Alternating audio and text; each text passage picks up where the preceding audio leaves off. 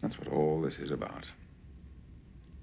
A lot has changed in the past 300 years. People are no longer obsessed with the accumulation of things. We have eliminated hunger, want, the need for possessions. We've grown out of our infancy. We live in a society where we go work for dictators every day, where the rich destroy the planet, and those who try to stop them are thrown in jail, and where the fluctuations of the so-called free market can destroy our lives at any time. Most of us have never really known anything else. Marx's goal was to aid the struggle for a truly free and democratic society against alienation and unfreedom in all their forms. The real movement for all-round human emancipation he calls communism. But what is this communism, and what is it moving towards? That's what we explore in this episode.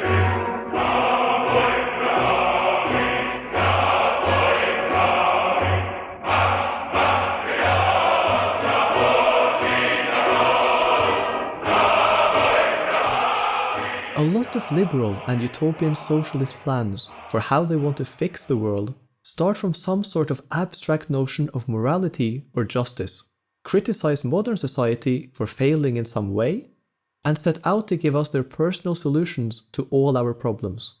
Marx's approach is different.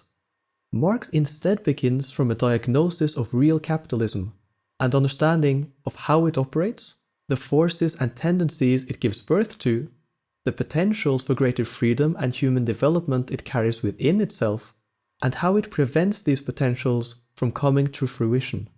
For Marx, capitalism has made communism possible. Capitalism, he thinks, has already socialized and collectivized production. Today, we overwhelmingly work not as individual craftspeople and farmers, but in large-scale agriculture, factories, and office buildings.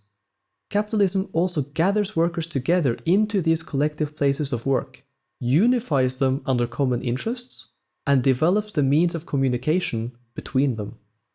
Capitalism develops the forces of production to a level where the abundance of communism becomes possible, and the communist movement can grow.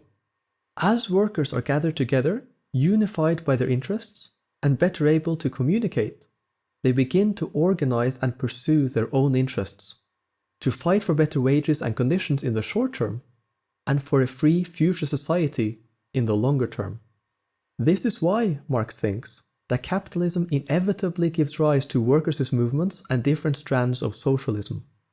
This doesn't mean that it is simply enough to sit back and wait for capitalism to abolish itself.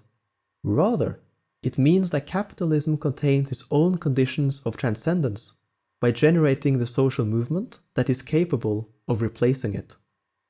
This explains why, for as long as we've had capitalism, we've had visions of its transcendence, ideas grown, nurtured, and developed by social movements emerging in opposition to it. For Marx, communism developed by and within workers' movements, and are the ideas that best reflect reality and both express and further workers' real interests as they themselves see them, that is, of universal human emancipation through working class self-emancipation. Thus, Marx writes that communism is for us not a state of affairs which is to be established, an ideal to which reality will have to adjust itself.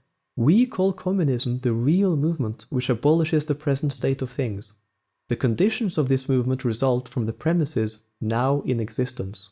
For Marx, communism is the seed that will grow into the future society that is already contained by capitalism.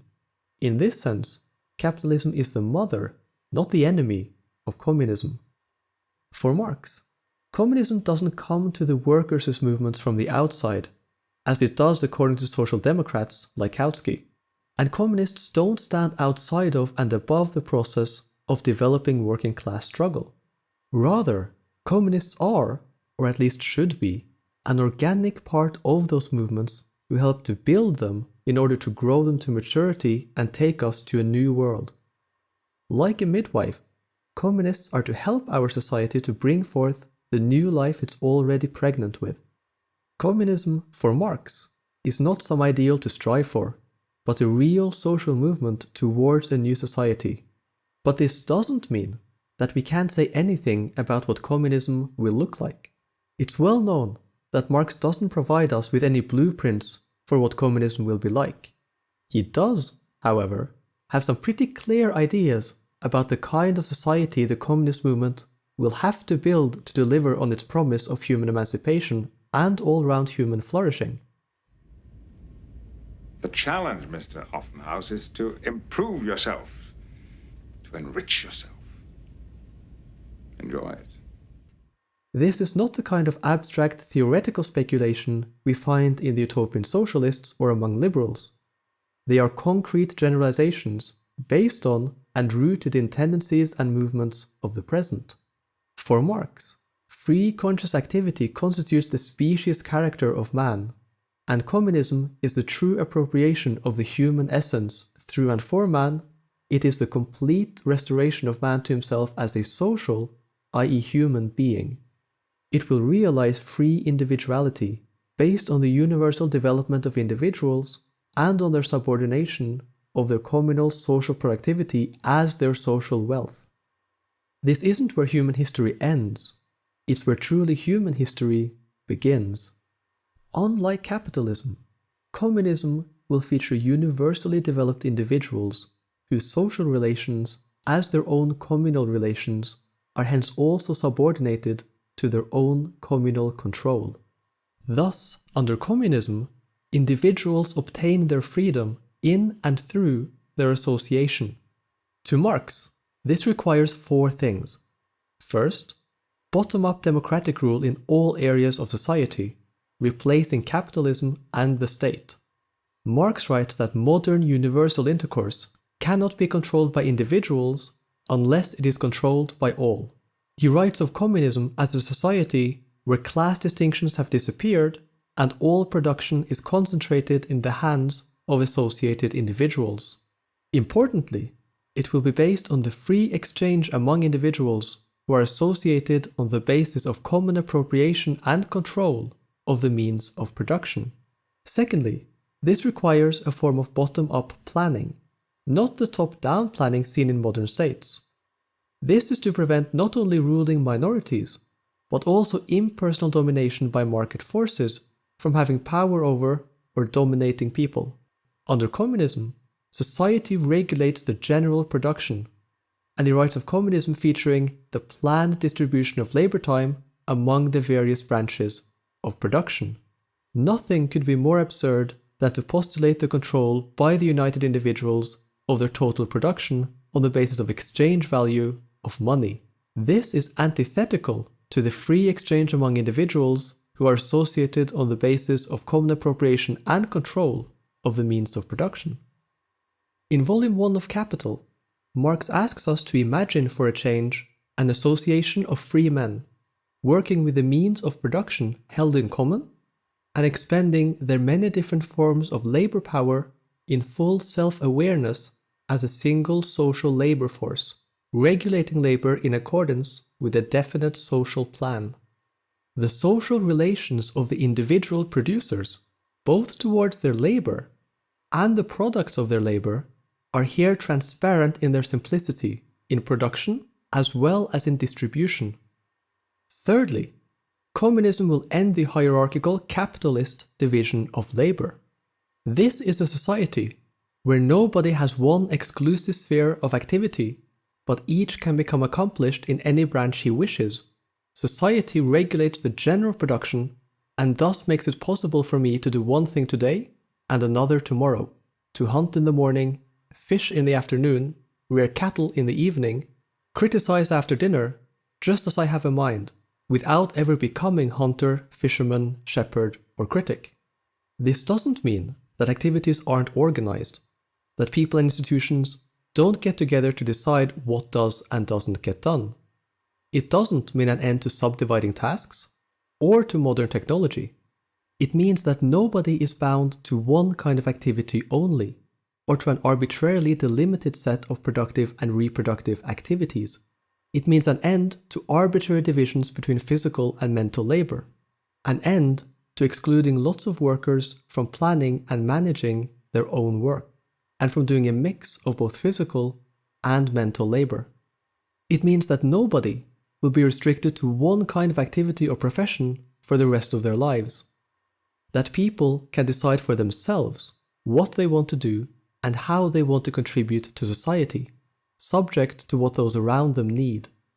Finally, communism will distribute goods and services according to a truly human criterion, hence the slogan, "From each according to his abilities, to each according to his needs." We can see how profoundly different this is from the institutions of countries like the Soviet Union, who claimed to reflect Marx's ideas. The Soviet Union did not feature the kinds of bottom-up democratic rule, allowing people to take direct control over their own lives. Institutions like these were indeed set up, but they quickly ceased to be organs of effective working-class self-rule. Its system of planning was bureaucratic and top-down, like modern states and large corporations. It kept, in fact often introduced, a highly hierarchical division of labor between managers and officials on the one hand and the mass of workers on the other, and it consistently failed to distribute according to need. These kinds of societies have not been able to replace capitalism, much less give us the communism that Marx talked about. You may think that they had any number of other strengths or weaknesses, and that they did important work in, for instance, resisting imperialism, but they don't fit what Marx called communism. In fact, we think that it confirms Marx's most important point: communism will be free, or it will be nothing.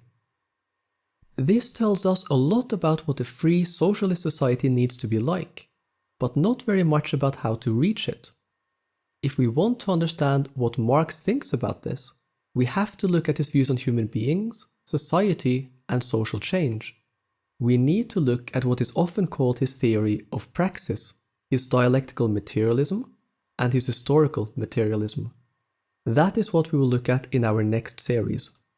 Before that, however, we want to take a step back and ask what all of this can tell us about Marx's development as a thinker.